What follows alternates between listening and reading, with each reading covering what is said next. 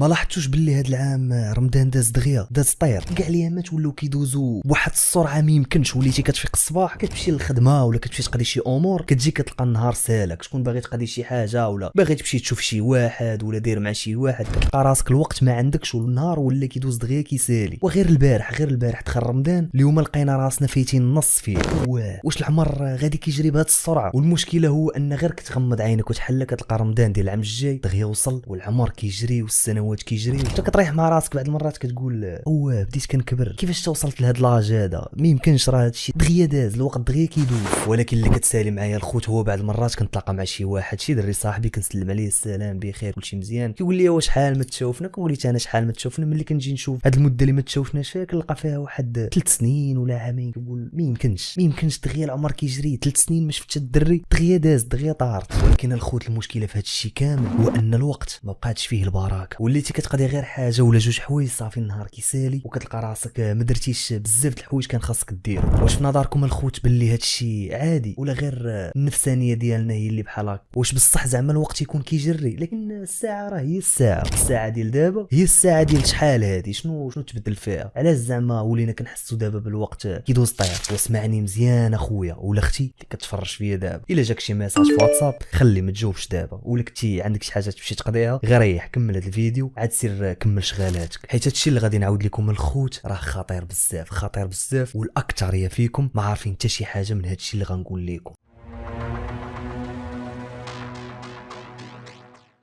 خاصكم تعرفوا الخوت ان هاد الزمن اللي كنعيشوا فيه دابا ديال الوقت ما بقاتش فيه البركه، والوقت كيطير بسرعه. وليتي نهارك مع كتفيق كتقضي شغالاتك كدير هادي ولا هادي، صافي النهار كيسالي وكتلقى راسك بزاف د الحوايج ما درتيهمش وكتقول حتى الغدا وغنقضي هاد الامور. والمشكله هو ملي كتفيق الغد ليه ما كتقضي والو، والايام غاده حتى كتصدق لقيتي راسك مدوز واحد 6 شهور ولا عام ما داير فيها حتى شي حاجه، وكتلقى الحياه كدوز والعمر كيجري وانت باقي في بلاصتك. خاصك تعرف اخويا باللي هادشي كامل اللي كنعيشوه دابا راه عرفوا النبي ديالنا الكريم وقالوا لنا شحال هذا. عن ابي هريره رضي الله عنه قال الرسول صلى الله عليه وسلم: لا تقوم الساعه حتى يتقارب الزمان، فتكون السنه كالشهر، ويكون الشهر كالجمعه، وتكون الجمعه كاليوم، ويكون اليوم كالساعه، وتكون الساعه كاحتراق السعافه. والسعافه الخوت هي هذيك لقيده. يعني الخوت شحال هذا النبي ديالنا الكريم قال لنا باللي غادي يجي واحد الوقت ما غاديش يبقى فيه البركه، غادي يولي هذاك النهار يدوز دغيا وهذاك الشهر كيدوز دغيا وهذيك السنه كدوز دغيا، يعني غادي نوليو عايشين في واحد الحياه اللي الزمن غادي فيها كيطير. لكن تقدروا تسائلوا دابا وتقولوا لي ولكن اخويا امين كيفاش الزمن كيطير والمكانه راه هي المكانه؟ يعني راه واش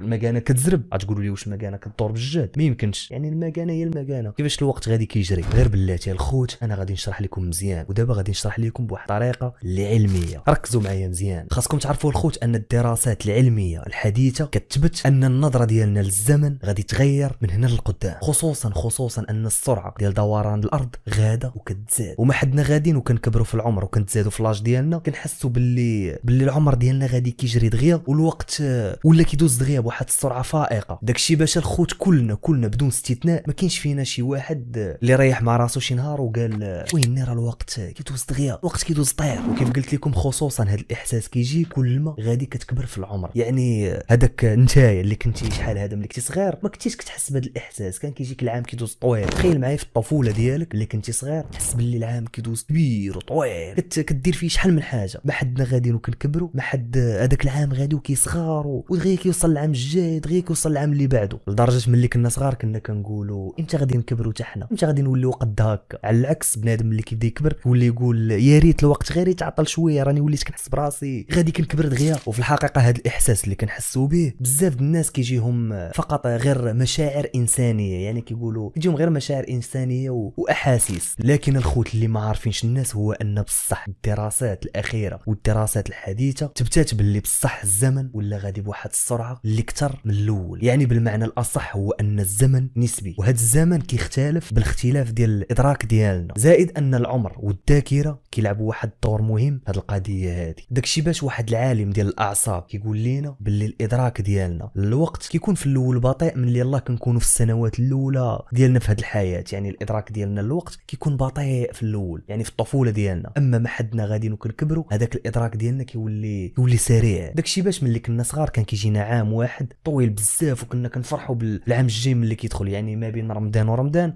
كتجينا واحد المده اللي طويله بزاف، وهذا الشيء بالضبط كيمثل لنا واحد النسبه مئويه من الاعمار ديالنا. مثلا نعطيكم واحد المثال، الا شتينا دريه باقا صغيره عندها 10 سنوات فقط، خاصكم تعرفوا ان مثلا العمر ديالها 10 سنوات يعني عام واحد فقط كيشكل لها 10% من حياتها كامله. على العكس الا شدينا شي مراه كبيره في السن مثلا عندها 60 سنه كنشوفوا باللي العام واحد فقط يشكل لها غير 2% فقط من حياتها. واخا هادشي من جهه، اما من جهه اخرى خاصكم تعرفوا باللي الذاكره كتشكل لنا واحد الجزء من الوعي ديالنا بالزمن، حيت مثلا ملي كنا صغار كنا كنربطوا الزمن بالاشياء الجديده والجميله اللي كنشوفوها ولا اللي كنتعلموها ولا اللي كنتعرفوا عليها. وهادشي اللي كنشوفوه في الطفوله ديالنا واللي كنتعرفوا عليه كيخلي لنا واحد انطباعات مدى الحياه، يعني داكشي كنبقاو نتفكروه حياتنا كامله. على العكس ملي كنبداو نكبروا في العمر فالذاكره ديالنا ما كتبقاش تسجل بزاف د الاشياء الجديده، حيت ديك الساعه نورمالمون عادي، يعني بدينا كنكبروا اكتشفنا بزاف د الحوايج في الدنيا، يعني ما بقيتيش كتكتشف بزاف د الحوايج جايين، يعني مره كتقدر تكتشف شي حاجه جديده. على العكس في الطفوله كل مره عندك شي حاجه جديده كتكتشفها. وهذا الشيء بالضبط اللي خلانا اننا نحسوا باللي الطفوله ديالنا دازت في واحد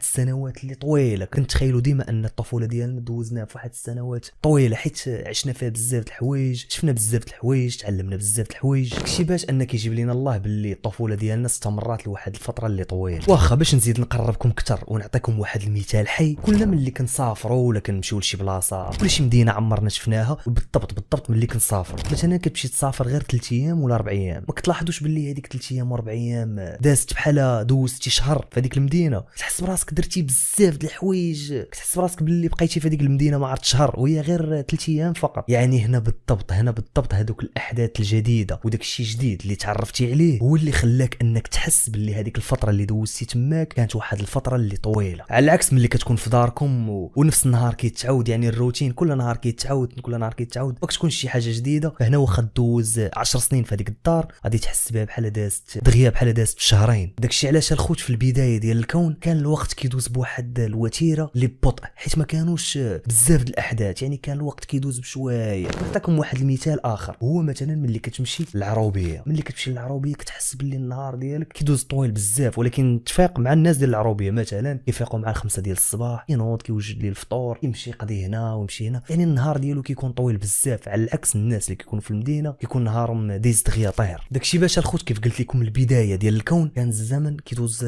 بواحد الوتيره اللي بطيئه، لكن بالنسبه لدابا الزمن غادي وكيجري وغادي بواحد الوتيره اللي سريعه بزاف. وهذا الشيء الخوت كيرجع لبزاف الاسباب، والسبب الرئيسي والاول في هذا الشيء كامل هو التكنولوجيا. خاصكم تعرفوا الخوت باللي التكنولوجيا هي السبب الرئيسي اننا ولينا كنحسوا بالوقت غادي كيدوز بواحد الوتيره اللي سريعه بزاف. تخيل معايا مثلا شاد التليفون وكدور في فيسبوك، كدور في هذيك لاكتواليتي ديال فيسبوك، كدور كتهبط كتشوف هنا شنو وقع في امريكان، كتهبط شويه كتلقى هنا شنو وقع في المغرب، تزيد شويه كتلقى فضيحه ديال فلان، تزيد شويه يعني كتبقى غادي وكتشوف هنايا خبر من هنا فيديو من هنا، كتلقى راسك دوزتي واحد الساعه طايره ما فهمتيش اصلا كيفاش تدازت هذيك الساعه. على العكس مثلا الا مشيتي لشي عروبيه ولا مشيتي قدام البحر وريحتي بوحدك ما عندك لا تليفون لا والو وريحتي ساعه، تخيل معايا ديك الساعه كيفاش غادي تدوز، غادي تحس بها طويله، غادي تحس بها باللي اكثر من 4 سوايع كنتي شاد التليفون. داكشي باش الخوت واحد العالم قال لهم باللي تقدر تدوز 1,000,000 سنه ما فيها حتى شي حدث. تخيل معايا 1,000,000 سنه تدوز ما يكون فيها حتى شي حدث نهائيا، مقارنه مثلا غير ب5 ثواني غادي يوقع فيها 50,000 حدث. واش تخيلتوا الخوت 1,000,000 سنه ما فيها حتى شي حدث وغير 5 ثواني فيها 50,000 حدث؟ هذيك 5 ثواني غادي تجينا باللي داز طويله اكثر من 1,000,000 سنه. يعني الخوت خلاصه القول هو ان الاحداث بزاف وداكشي اللي كيوقع كيخلينا اننا نحسوا باللي الوقت كيدوز دغيا وكيدوز طير. داكشي باش الخوت كنوصيكم قادوا وقتكم مزيان ورتبوه، وكل حاجه ديروها في بلانينغ ديالها. مثلا غتمشي دير هذه كتبها، غادي دير هذه كتبها، غادي دير هذه كتبها، كل حاجه حطوها في بلاصتها باش تقدر دير كل شيء في دقه واحده. اما الا ما حطيتيش شي برنامج ولا شي بلانينغ اللي غادي تمشي عليه فهنا ثيق بيا باللي نهارك غادي تحس به داز طير، والشهر داز طير، والسنه داز طيره كامل. لكن بغينا ولا كرهنا فالزمن اللي كنعيشوا فيه غادي يبقى غادي وكيزرب